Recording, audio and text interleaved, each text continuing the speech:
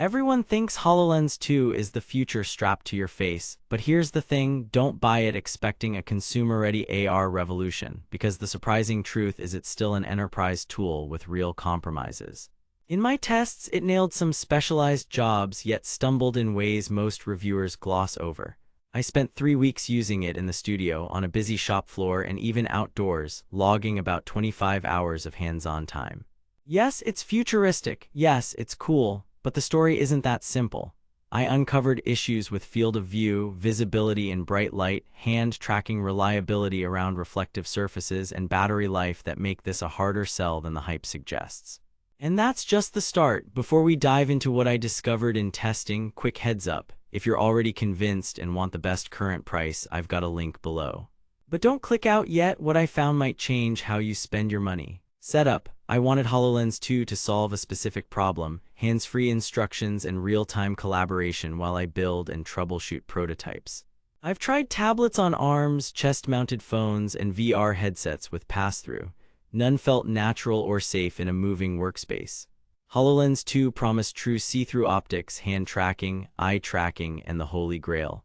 Remote assistance with annotations anchored to your world. My expectations were sky-high, but my skeptic alarms were on. I've been burned by Gen 1 AR, narrow field of view, clunky setup, motion sickness. When Microsoft promised a wider 52-degree-ish FOV, fully articulated hand tracking, and a flip-up visor at around $3,500, I thought maybe this is finally it.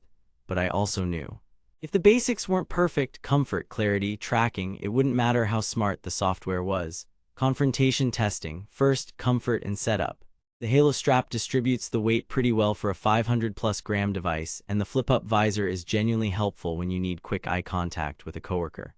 Calibration took me under 10 minutes, eye tracking, alignment, fit, and a short tutorial. Good start. But then, the field of view. Microsoft improved it from the original, but it's still like looking through a high-tech window. In my workshop, larger instruction cards or wide CAD overlays pushed past the edges. Pin your content and you can work, but you're constantly recentering your head to keep everything in frame. It's not a deal-breaker for focused workflows, but it's nowhere near the billboard-wide vision people imagine. Next, visibility and lighting. Indoors with consistent lighting, holograms looked crisp enough for arrows, labels, and step-by-step guides. Text around 12 to 14 pt was readable when placed close. But then I stepped into a bright bay with skylights. Washout. The waveguide optics fight against glare, and while cranking brightness helps, outdoor use or direct sun is rough. Holograms lose contrast. If you work in bright environments, that's a real limitation. Third, hand tracking and interactions. HoloLens 2 tracks 25+ joints per hand, letting you grab, press, and pinch naturally. When it works, it's magic. I manipulated UI sliders, pressed buttons, and followed air-anchored instructions without controllers. But here's where it gets interesting. Reflective metal surfaces and busy backgrounds caused intermittent gesture dropouts in my tests. Small UI elements near the periphery were finicky. I had to reattempt taps or switch to voice commands.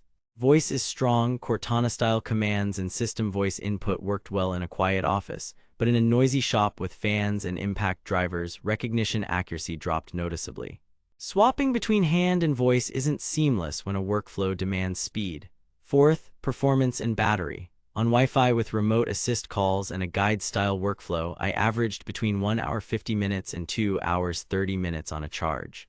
The device warmed up on my forehead after 20 to 30 minutes during heavier 3D content, enough to be noticeable. Not unbearable, but you feel it.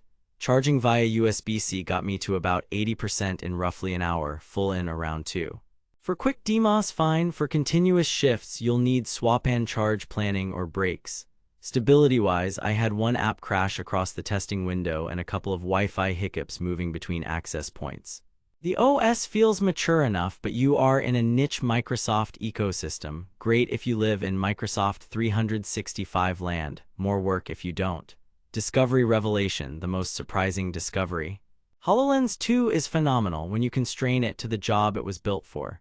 If you're in field service, training, inspections, or guided assembly and you already use Microsoft 365 and Dynamics 365 Remote Assist or Guides, it's a force multiplier.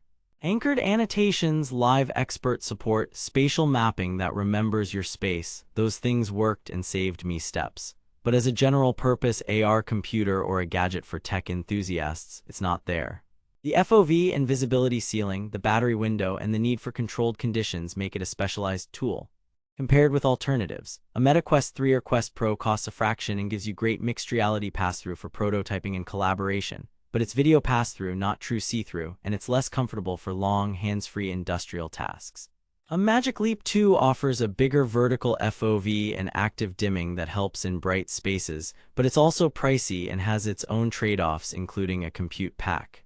Bottom line: if you were hoping HoloLens 2 would replace your laptop, your tablet, and your training program out of the box, it won't. If you have a defined workflow and budget to match, it can absolutely pay off.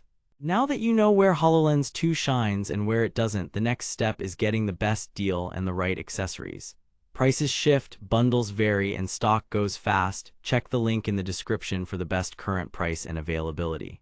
Verdict: don't buy HoloLens 2 as a curiosity or a catch-all AR device. Do buy it if you're an enterprise or pro team with a clear, high-value workflow, remote assist, guided tasks, inspections where hands-free holograms save time and reduce errors. For developers building mixed reality apps in the Microsoft stack, it's still the reference device. For consumers or casual creators, consider a lower-cost Mr. headset first. The future is here, but it's a tool, not a toy. Bottom line: amazing for the right job, frustrating for the wrong one. Choose accordingly.